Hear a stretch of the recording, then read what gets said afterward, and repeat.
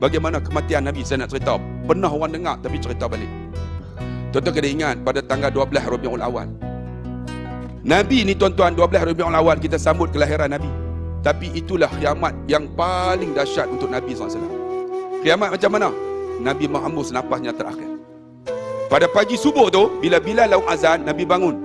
Wahai Fatimah, sebab rumah Fatimah tuan-tuan dekat dengan rumah Nabi. Fatimah, hari ni aku tak larat lah. Kalau ada tuan-tuan, dia kata kalau ada, lantiklah Abu Bakar jadi imam. Fatimah bergegah. Masa tu Sayyidina Ali dengan Salman disebut. Bangun. Wahai Fatimah, kenapa? Nabi tak larat. Bila tak larat, ni Salman dengan ni pergi angkat Nabi ni pergi masjid. Tuan-tuan tengok, tak larat pun main masjid. Kita kalau muda tak pernah main masjid, tak tahulah. Sebab tu saya nak bagi tahu, ni Nabi SAW ni masa hidup dia tak larat, bawa masjid. Bila sampai masjid, Nabi kata, wahai Abu Bakar, naiklah kau jadi imam. Baru Sayyidina Abu Bakar langkah. Tengok-tengok, ini namanya pemimpin melalui teladan kan? Bila disuruh baru buat. Sebab apa? Sebab dia tak mendahului Nabi. Sebab Nabi masih hidup. Kalau tidak, apa salahnya Sayyidina Abu Bakar naik? Tapi dia kata apa? Wahai Abu Bakar, naik langkah, aku tak larat. Baru Sayyidina Abu Bakar langkah. Bila langkah, Sayyidina Abu Bakar berdiri, dia angkat takbir 12 Rabiul Awal. Angkat takbir, Sayyidina Abu Bakar menangis. Sahabat ni sambil duk semayang ni, duk tanya, kenapa lah Nabi Sayyidina Abu Bakar menangis ni, teriak ni. Dia baca Bismillahirrahmanirrahim, teriak dia. Sahabat tu tanya, apa siapa teriak ni? Baca surah teriak. Habis semayang, menangis Sayyidina Abu Bakar. Sahabat tu tanya, apa siapa Sayyidina Abu Bakar menangis? Rupanya mereka tak tahu pagi tu pagi yang terakhir bagi para sahabat tengok wajah Nabi.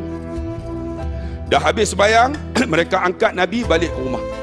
Sampai di rumah, tuan-tuan, rumah Nabi ni daripada sini ke Raudhah lebih kurang dinding tu ya. Bila sampai di rumah, Nabi kata, wahai Fatimah, kalau ada siapa nak jumpa aku, kata aku tak mau terima tetamu aku Zor.